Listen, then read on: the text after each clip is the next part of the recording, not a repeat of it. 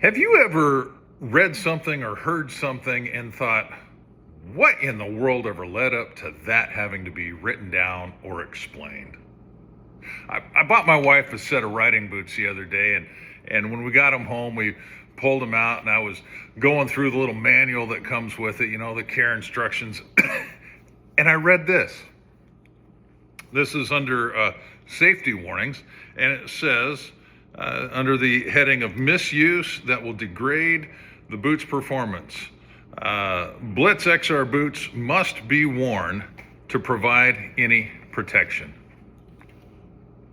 Whoa! I mean, really? We have to be told that? I'm Brandon, by the way. This is Dirt Church Devotional. I was scratching my head. I was laughing. I had to read it out loud to my wife. I thought, this is just the craziest thing I ever heard. And then as I was thinking about it, my mind went to Ephesians chapter 6 and verse 10, and Paul is writing there, and he starts talking about the armor of God.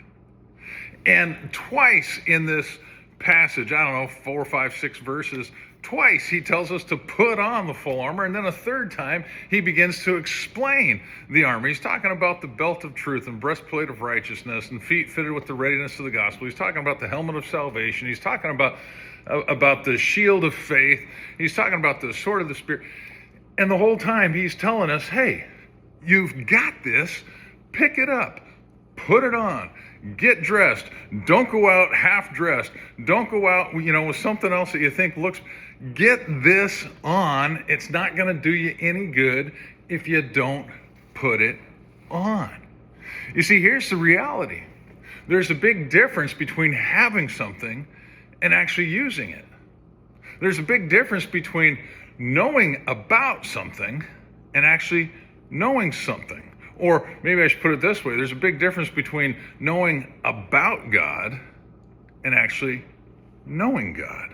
See, God wants us to have a relationship with him that means we know him, not just about him. And he wants us to be fully prepared and fully protected. And so he's given us these things, this armor, the full armor of God. Because as Paul writes to the Ephesian church, he says, hey, you know what? Our struggle isn't against flesh and blood. It's not your neighbor. It's not your spouse. It's not your kids. It's not your whoever, your frenemy. Our struggle is against spiritual powers. Okay? And because of that, we have to have not only attain the spiritual armor, but we got to put it on. And here's the deal. God has given it to you. You've got it as a believer. But put it on so that you can take your stand. And as Paul says, once you've done everything else, stand. Put it on, get ready, stand. Because you know what? If you're not wearing the boots, they're not going to protect you. Chew on that. We'll talk to you next time.